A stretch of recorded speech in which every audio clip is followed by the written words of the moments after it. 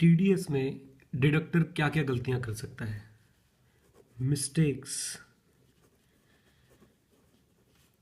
Bye deductor, mistakes that can be committed by deductor, mistakes that can be committed by deductor. पहली mistake, non deduction of TDS of resident, यानी किसी resident को payment करी और उसका TDS deduct नहीं किया। दूसरी mistake, non deduction of TDS of non residents.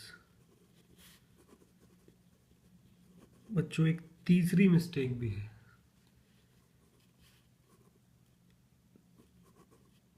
TDS deducted और tax deducted properly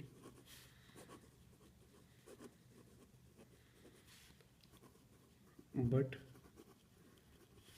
not paid to the government। ये तीन मिस्टेक आपको टीडीएस में दिख सकती हैं। सेक्शन है बच्चों 201 और ये सेक्शन इनकी पनिशमेंट बताता है, इन चीज़ों के कॉन्सिक्वेंस बताता है, जिसमें से एक कॉन्सिक्वेंस है, अगर आपने कोई जुल्म किया ऐसा तो आपको असैसिन डिफॉल्ट मान लिया जाएगा। क्या मान लिया जाएगा? Assassin default. असैसिन डिफॉल्ट की डेफिनेशन इसके सेक्शन आईपीसी लेवल पे नहीं है, आप उसके बारे में मत सोचो। बस अगर आप इन तीनों में से कोई डिफॉल्ट करते तो आपको क्या मान लिया जाएगा? Assassin default. अब बेटा असैसिन डिफॉल्ट ऐसे ही थोड़ा ना मान लिया जाएगा, इसके लिए आपके पास एक नोटिस आना चाहिए। क्या आना चाहिए? नोटिस। कहाँ से? इनकम टैक्स डिपार्टमेंट से नोटिस आना चाहिए।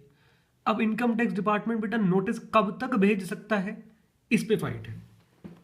पहले इसकी टाइम लिमिट से बहुत सारी दिक्कतें थी, अब बहुत क्लियर है। अगर ये वाला केस है non deduction of TDS of resident, तो बच्चों नोटिस आ सकता है अप टू 7 ईयर्स। हाँ जी, अप टू 7 ईयर्स। और 7 ईयर्स शुरू कहाँ से होंगे? From the end of the financial year in which the payment was made। जो आपने क्या करी थी?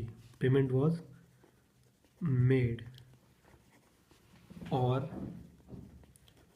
credit was done in account। Done. अब बात होती है बच्चों इन दोनों की।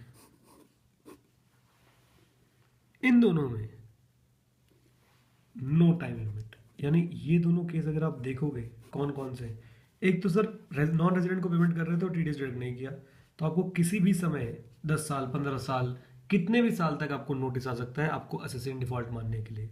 सेम बच्चों इस केस में है, अगर टीडीएस डिडक्ट प्रॉपरली नहीं किया, प्रॉपरली कर लिया लेकिन उसको फिर गवर्नमेंट को क्या नहीं किया? पे, तो भी बच्चों नो टाइम लिमिट प्रिस्क्राइब्ड, तो भी कोई टाइम लिमिट प्रिस्क्राइब नहीं है। As simple as that. पहले क्या होता था, इस सेक्शन में अगर आपको ना चर्चा करो तो ही सही रहेगा, बट फिर भी बेटा आपके दिल में जो चीज़ें उछल रही हैं मैं उनको शांत कर दूं। पहले इसी में non deduction of TDS of resident में 2 लिमिट थी। एक केस था जिसमें 2 साल के लिए थी, एक केस था जिसमें 6 साल के लिए थी। अब इन 2 और 6 का फंडा खत्म कर दिया। अब इस केस में लिमिट कितनी है? 7 ईयर्स की। अब बाकी दोनों केसेस पहले भी ऐसे ही थे, अब भी ऐसे ही हैं, राइट? तो बच्चों टाइम लिमिट में यूनिफॉर्मिटी लाई गई है इस केस की। अगर non deduction of TDS of resident है तो 7 साल तक नोटिस आ सकता है असैसिन डिफॉल्ट डीम करने के लिए।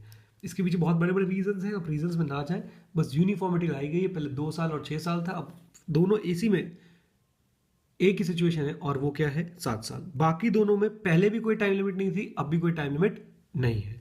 बोलो भारत माता की जय, ऑल द बेस्ट।